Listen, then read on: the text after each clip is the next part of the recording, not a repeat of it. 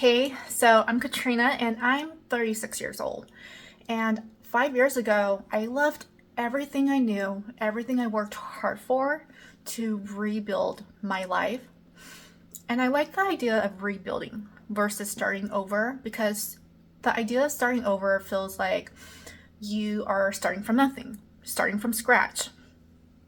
And that's not true. In our 30s, we have a wealth of experience, a wealth of wisdom, a wealth of skills, and we're not starting over, we're just rebuilding. And so, if you're looking to start over, I want you to start using that term rebuilding instead because it sounds so much nicer and it's actually what you're doing. Because with rebuilding, what you're essentially doing is you're just taking things apart, taking the pieces that no longer works for you and using the pieces that do, you're keeping them and rebuilding and building something better for yourself. And that's what I did for myself.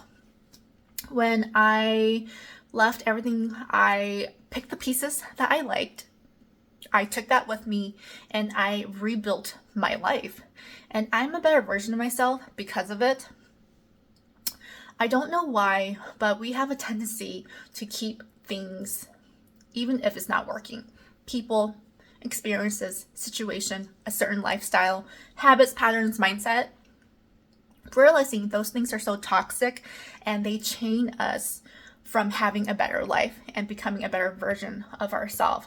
And so, if you're in that situation where you feel like you can't let things go, I want you to release it. I want you to be okay releasing these things that you may have worked hard for. There's no doubt about that you may have worked hard for these things. And it may suck or hurt to lose these things. But if you allow yourself to rebuild and keep the pieces that are actually working for you, that make sense, that make you happy, if you rebuild with those pieces and you leave the pieces that don't behind you, you're going to come out on the other end a happier, more successful, a better version of you. And you're going to have an amazing life because of it.